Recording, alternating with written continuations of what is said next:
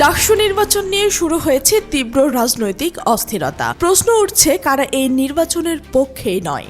উত্তরটা স্পষ্ট, ছাত্রদল আর বাম দল। দীর্ঘদিন ধরেই তারা ডাকসুর বিপক্ষে অবস্থান নিয়েছে, কারণ তারা জানেন এই নির্বাচনে জয়ের কোনো নিশ্চয়তা নেই, বরং নিশ্চিত পরাজয়ের সংখ্যাই বেশি। বিশেষ করে যদি সে হার হয় ছাত্র শিবিরের কাছে, তাহলে পরিস্থিতি আরো জটিল হবে। 2019 সালের সর্বশেষ ডাকসু নির্বাচনের দিকে তাকালেই বোঝা যায় পরিস্থিতি কতটা কঠিন ছিল ছাত্রদলের জন্য।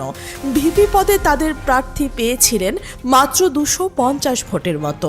তখন ভিপি পদে ছাত্রলীগ প্রার্থীও জেতেননি, জিতেছিলেন গণ অধিকার পরিষদের নুরুল হক নূর। অর্থাৎ অন্তত সেই পদে ভোট কিছুটা সুষ্ঠু হয়েছিল। তবুও ছাত্রদল লজ্জাজনকভাবে হেরেছিল। বামপন্থী প্যানেলের অবস্থা ছিল আরো খারাপ, তাদের ভোট ছিল মাত্র 50টি।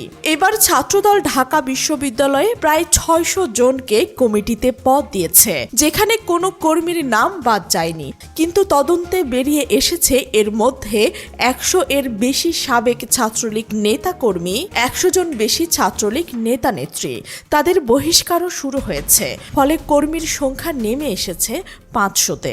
এখন প্রশ্ন, গোটা ক্যাম্পাসে 500 সমর্থক থাকলে তারা কত ভোট পাবে?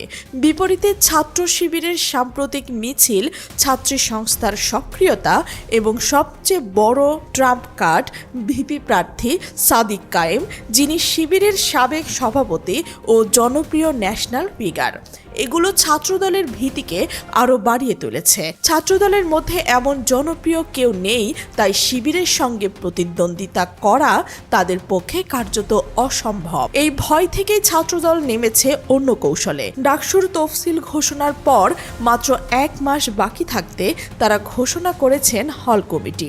ঢাকা বিশ্ববিদ্যালয় প্রশাসনের নিয়মকানুন ভেঙে সাধারণ শিক্ষার্থীরা এই কমিটিকে মানতে নারাজ।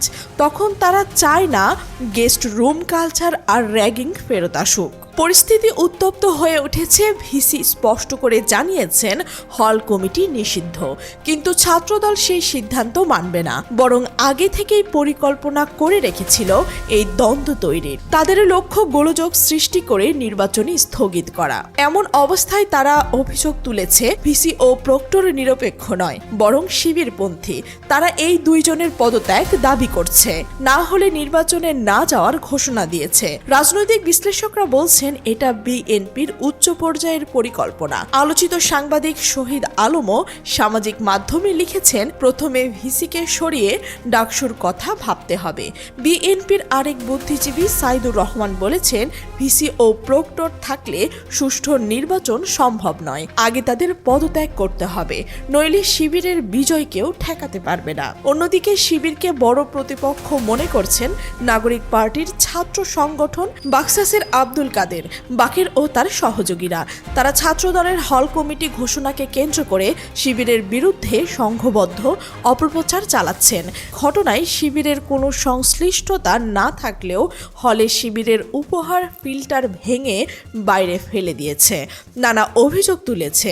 এর মধ্যে একজন মন্তব্য করেছেন, ছাত্রদলের কমিটি বাতিল চায়, আবার শিবিরের কমিটিও প্রকাশ করতে হবে। রাজনৈতিক পর্যবেক্ষকরা একে দ্বিমুখী অবস্থান বলে মন্তব্য করেছেন। সর্বশেষে বিশ্লেষণ বলছেন, ছাত্রদল ডাকসুকে টার্গেট করে হল কমিটি ঘোষণা করেছে জাতীয় নির্বাচনের আগেই এই নির্বাচন ভণ্ডুল করতে, কারণ ডাকসুতে হারলে বিএনপির ভাবমূর্তি ক্ষতিগ্রস্ত হবে। আর মানুষ প্রশ্ন তুলবে, একটি ডাকসুতেই যদি শিবিরের কাছে হারতে হয়, তবে জাতীয় নির্বাচনে জামাতের মোকাবেলা কিভাবে করবে? তবে এই কৌশল উল্টো ফল দিতে পারে। ছাত্রদল নির্বাচন বয়কট করলেও ডাকসু হবে, কারণ এটা সাধারণ শিক্ষার্থীদের চাওয়া। আর শিবির বিরোধী প্রচারণা চালাতে গিয়ে বাকসাস ও বাম দলও ব্যাকফুটে যেতে পারে। আপাতত মনে হচ্ছে শিবির এই খেলায় এগিয়ে, তবে তাদেরও সচেতন থাকতে হবে যেন কোনো ফাঁদে পা না দেয়।